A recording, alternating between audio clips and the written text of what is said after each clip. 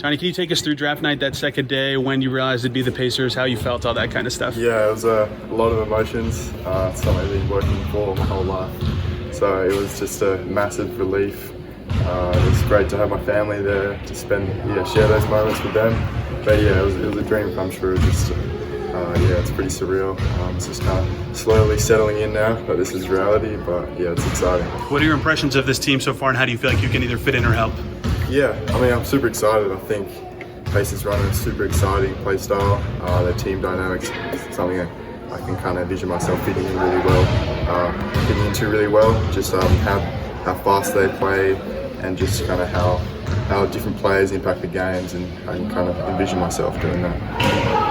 What the one thing Chad talked a lot about in the night you were drafted was just your movement without the ball. And how important is that to your game, and how much do you think that makes you a fit, I guess, in this?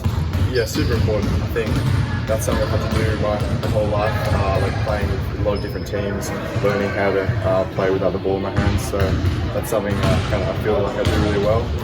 Being able to impact the game without the ball, like playing in transition, rebounding, cutting. That's something I can see myself doing for sure.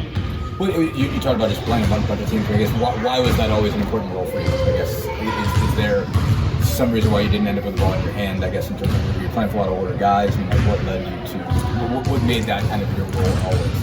I've always been the younger in the team, playing with the older, bigger guys. So kind of learning how to establish myself in different ways. That's primarily that's kind of how it went.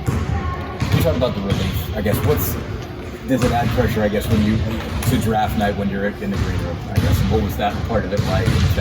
Is that tough? I guess, was that a tough experience? Yeah, it was tough. A lot of emotions, as I said. At the end of the day, it's like kind of got out the perspective that I've been drafted in the NBA. So I'm super excited, but definitely it's motivation. Kind of being in the green room, seeing everyone being picked. But I think I've just landed in a great spot. So. John, is there a pinch moment whenever you're whether you're walking out here or Tyrese calls you or something that it's sort of set in like, hey, I get to play with some of these guys who I've watched for a couple of years? Yeah, honestly, it hasn't really sunk in. I think it's still like little things here and there. I'm just like, okay, this is getting real. But yeah, I think different new experiences and learning about everyone, getting to know them. It's all part of it. So it's super exciting. When in your life did the NBA become more goal? At what point did you see that as realistic and possible? And I guess what was kind of grow up experiencing it? Yeah, it's always been my goal in the back of my mind, trying to make it to the top.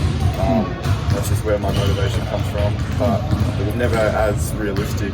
Well, I didn't think it would happen as quickly as it did. A year ago, this time last year, I didn't know where I was going to college. So it happened really quickly, but I'm just trying to keep a little level-headed, just kind of enjoy it and trust the process and keep going with this momentum.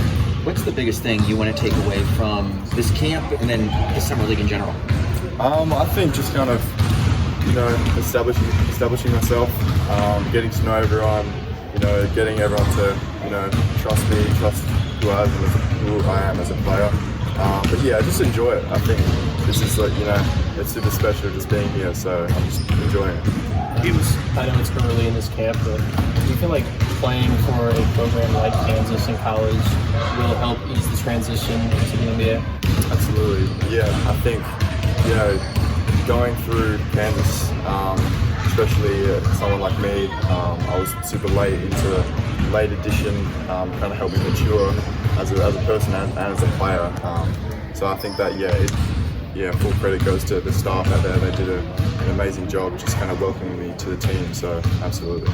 Like on the women's side, like I talked to Angel Reese and she was talking about how playing for a program like LSU, those practices kind of molded her into a professional player. Is there any stories that you have from practices with self or games with self that might have prepared you for this moment? I'll say definitely practice. He kind of going through practices, he kind of wants to see how you are, like how you react in times of like when different things are being thrown at you.